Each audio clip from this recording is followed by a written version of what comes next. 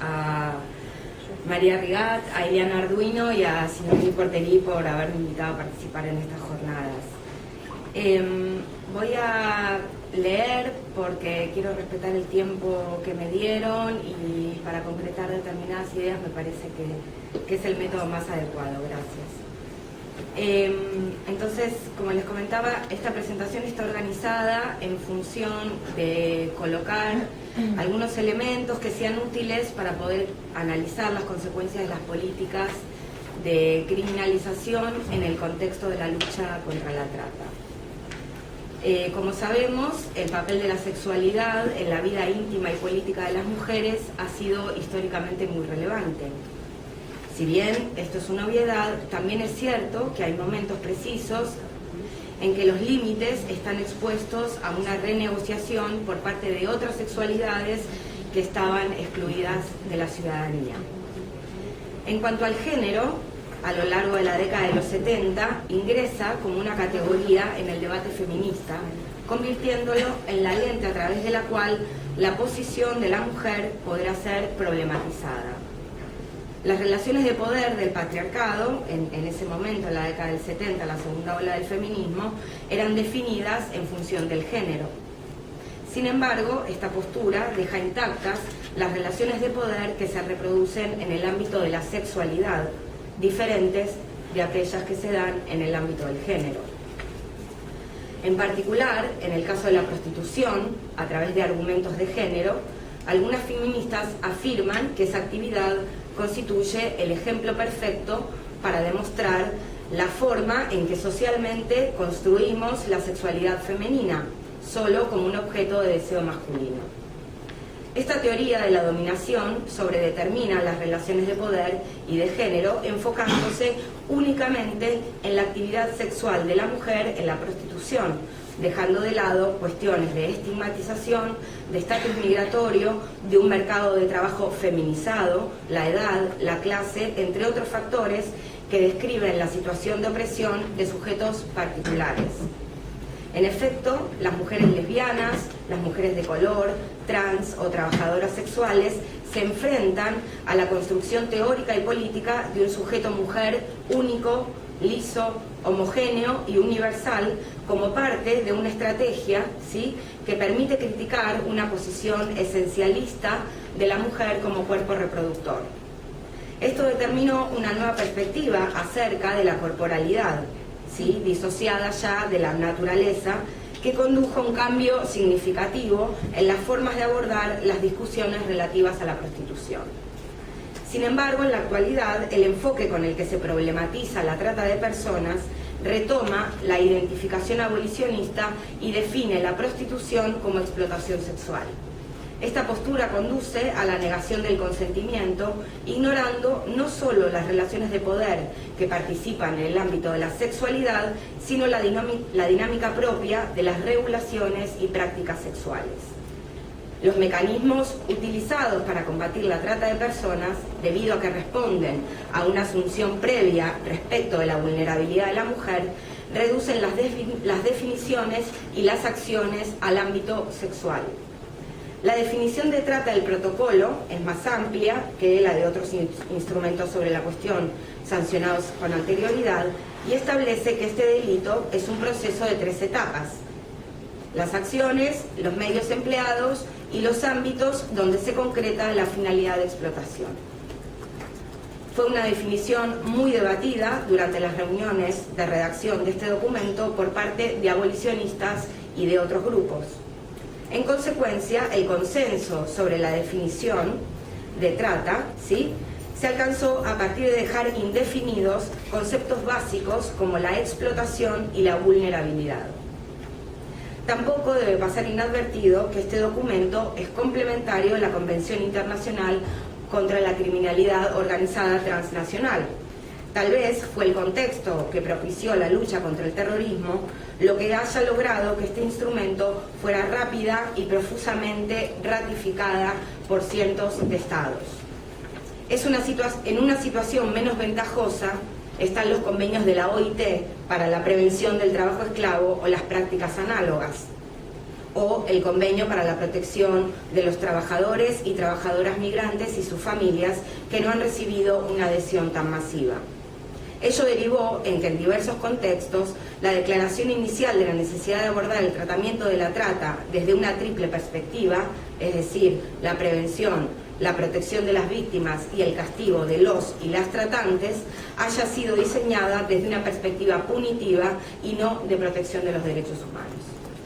Por lo tanto, salvo que identifiquemos la explotación sexual con la prostitución, en el resto de los supuestos contemplados por el delito no se han establecido parámetros para determinar, dentro de una amplia gama de grises que se extiende entre una situación de trabajo libre y otra forzada, dónde comienza la explotación.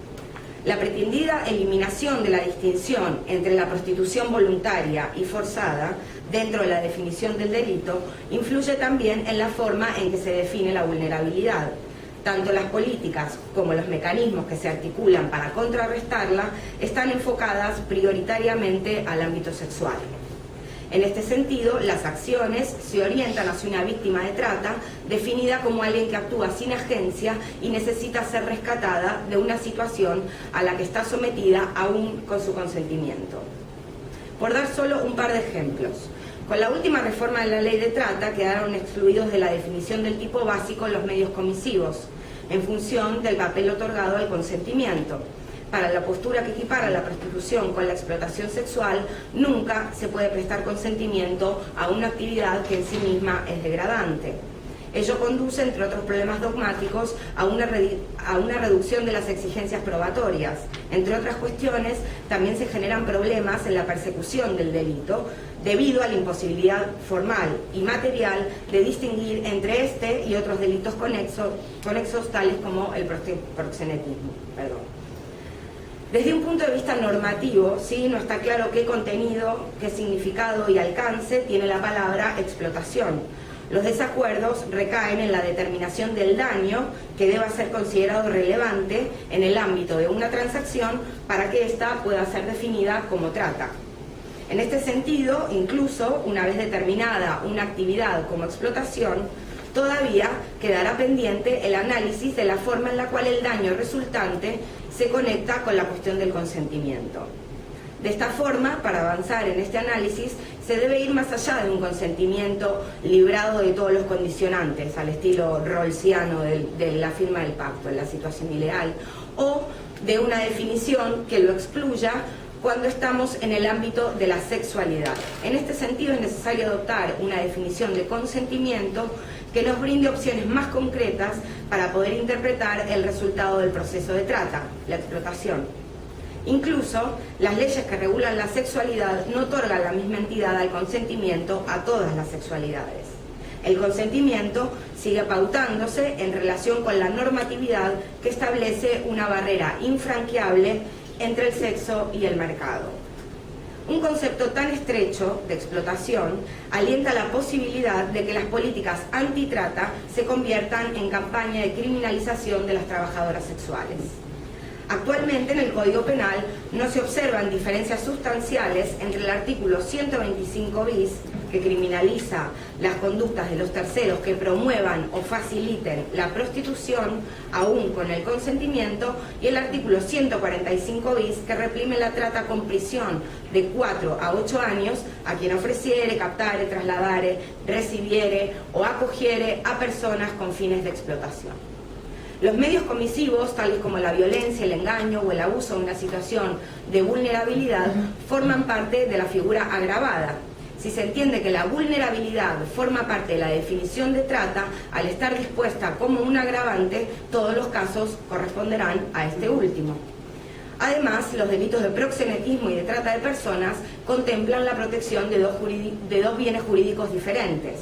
El artículo 125 tipifica conductas que atentan contra la integridad sexual, mientras que el supuesto del artículo 145 bis reprime aquellas acciones que atenten contra la libertad en sentido amplio.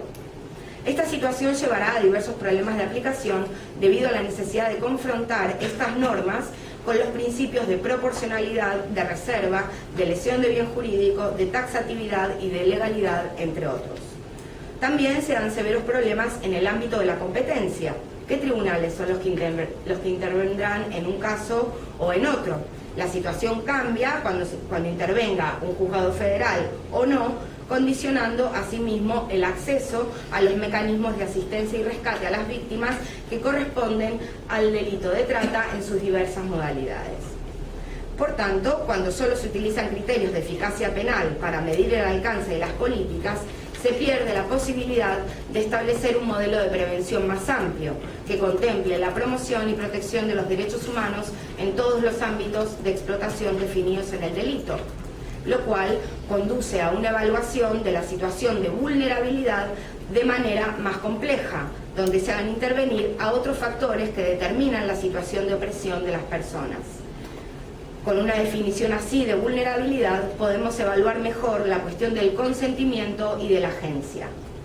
El segundo ejemplo remite al carácter simbólico del derecho penal instrumentalizado por las políticas de género. Entre ellas, el eslogan de la campaña "Sin clientes no hay trata", o bien el decreto 936 de erradicación de mensajes que estimulen o fomenten la explotación sexual, asimilada únicamente con la publicación de avisos de oferta sexual. En este contexto se verifica que la asistencia a la víctima está condicionada a lograr su comparecencia en el proceso penal, tal como se describe en el protocolo del Programa Nacional de Asistencia y Rescate a Personas Damnificadas por el Delito de Trata. La perspectiva victimocéntrica adoptada por la Ley 26842 en el capítulo de los derechos de la víctima se deshace. No hay que perder de vista tampoco que la falta de definiciones claras y la ausencia de datos confiables conducen a la inconsistencia de afirmaciones acerca del aumento o disminución de la trata, excepto que se haga como mera estimación. Se cuenta con poca información en dos ámbitos fundamentales. En primer lugar, el desconocimiento de los contextos que exponen a las personas a la vulnerabilidad. En segundo lugar, ya en la etapa de evaluación y optimización de las políticas ejecutadas. Respecto de la cuantificación de las víctimas, las estadísticas difundidas por el Programa Nacional de Rescate y Acompañamiento indican que fueron rescatadas 5.607 personas, ¿sí?, en el marco de 2.539 allanamientos realizados en forma conjunta por las fuerzas de seguridad, tanto federales como provinciales. El informe consigna que el número de rescates se incrementó durante los últimos 3 años, y cito: desde el 2008, el 53% de las personas liberadas eran víctimas de explotación laboral, mientras que el 47% restante eran sometidas a explotación sexual. Las víctimas, en su mayoría mayores de edad, en un 88%, son en un 55% de nacionalidad extranjera. Sin embargo, estos datos no consiguen explicar qué significa la progresión en el número de víctimas. ¿Son detectadas, son asistidas, son todas las víctimas o son solo las personas que se encontraban en el lugar donde se produjo el allanamiento, etcétera? Ahora bien, por suerte el Ministerio de Seguridad, en relación con la cifra anterior, aclara que estamos frente a víctimas potenciales. Asimismo, fueron publicados los resultados de la encuesta nacional a fin de conocer las percepciones y opiniones de la población acerca de la cuestión. Y por otra parte se hizo público un relevamiento judicial para analizar la forma en que la trata es o no visibilizada y procesada por el sistema de justicia penal. En la encuesta se hace la siguiente pregunta, entre otras, ¿sí? ¿Con qué relaciona usted el delito de trata? El 35% responde con la explotación sexual y la prostitución, y el 5.3% con los talleres textiles, y sin alcanzar siquiera el 1% la explotación en actividades agrícolas. Los datos del relevamiento judicial, el escaso número de denuncias anuales en una jurisdicción como la de la Ciudad Autónoma de Buenos Aires, sí, que según los datos de esta propia encuesta resulta ser uno de los principales lugares donde se asientan o están casos de personas tratadas, demuestran, por un lado, la falta de confianza, ¿sí?, de los potenciales denunciantes en el sistema judicial, ¿sí?, y también se puede hablar de una cierta dificultad o reticencia por parte del Poder Judicial para poder impulsar la investigación en este tipo de causas, ¿sí? Como les decía, en el ámbito de la CABA, ¿sí?, hay 67 causas, hay 94 imputados e imputadas, ¿sí?, pero el 72% de las causas se archivaron, se tomó declaración a 14 personas, se detuvo a 8, a 10 se procesó y solo 2 casos fueron elevados a juicio oral. La cantidad de archivos o remisiones judiciales puede vincularse a la superposición que normativamente se da entre la trata y otros delitos, de lo que puede desprenderse una preferencia a enmarcar las investigaciones en relación a figuras que no abarcan la complejidad del fenómeno. A pesar de que las cifras de víctimas potenciales dan un perfil de un o una trabajadora mayor de edad, extranjera o migrante interna, se sigue apostando por la imposición del modelo de criminalización de la demanda de sexo y con ello la precarización de la situación de las mujeres, varones y trans que prestan servicios sexuales. En primer lugar, no hay evidencia que demuestre que la criminalización de todo el entorno del trabajo sexual reduzca la trata. De acuerdo con las entrevistas realizadas a trabajadores y trabajadoras sociales por el Consejo Nacional para la Prevención del Crimen en Suecia, las declaraciones de que esta ley ha disminuido la prostitución se deben a que las actividades se realizan en lugares más alejados, aumentando la clandestinidad y el estigma, en particular de las mujeres. En general, las fuentes afirman que las cifras fluctúan y que el supuesto descenso varía en función de la vigilancia policial comunitaria para garantizar la paz nocturna o de la policía de tráfico, no de la aplicación directa de la ley de la compra de sexo. En cuanto a la disuasión de los clientes, una encuesta concluyó, también en ese país, que estas medidas no supusieron cambios en su actitud, aunque un legislador haya declarado que la ley cumplió con el objetivo simbólico de luchar contra la discriminación de la mujer. Otros efectos colaterales, y no tanto, de este modelo son, en primer lugar, la falta de colaboración de los clientes como testigos en casos de explotación sexual, ya que ellos mismos están cometiendo un delito. Desde la perspectiva de las y los trabajadores del sexo, sus reivindicaciones se dirigen a denunciar el aumento de la estigmatización que se cristaliza en dinámicas de desprotección, discriminación y abuso policial. Asimismo denuncian que no se las y los ha tomado en cuenta para la creación de esta ley y se sienten más vulnerables al no poder influir en su situación legal y social. Si se incorpora la estigmatización como un factor de opresión fundamental de quienes realizan esta actividad, se puede observar la difusión de imágenes estereotipadas de un sujeto débil y explotado. Asimismo, ha aumentado la cifra negra respecto de los delitos de los que son víctimas. También se impide la ayuda de tipo sanitario, ya que las organizaciones que estaban dedicadas a la entrega de preservativos debieron dejar de hacerlo porque esta conducta se encontraba dentro de la definición de la facilitación de la prostitución tipificada por la ley sueca. La criminalización del cliente ha generado mayores condiciones de vulnerabilidad de las mujeres, que en principio era el sujeto que se quería defender, ya que con esta prohibición es más difícil establecer contactos directos con los clientes y por lo tanto se observa un aumento en la presencia de agentes, proxenetas o colaboradores para contactar con ellos. Asimismo, estas leyes posan un dilema que tiene que resolver la trabajadora del sexo entre su libertad y su derecho a la seguridad, ya que impide que puedan adoptar los mínimos recaudos esta ley.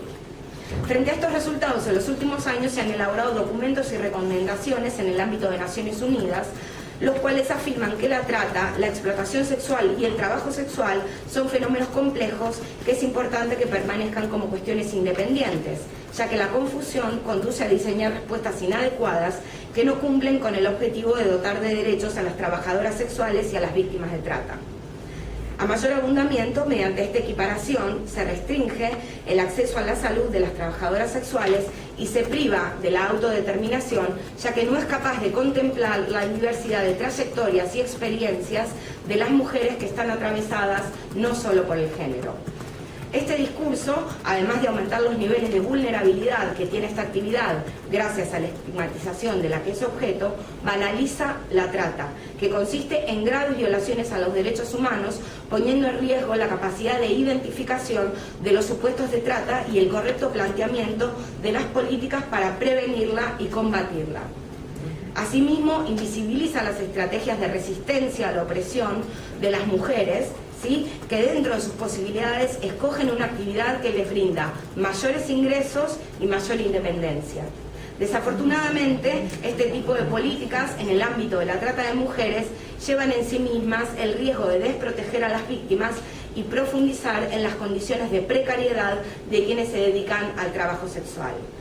Como sabemos las criminólogas y los criminólogos, no hay mejor manera de victimizar que criminalizando. Muchas gracias.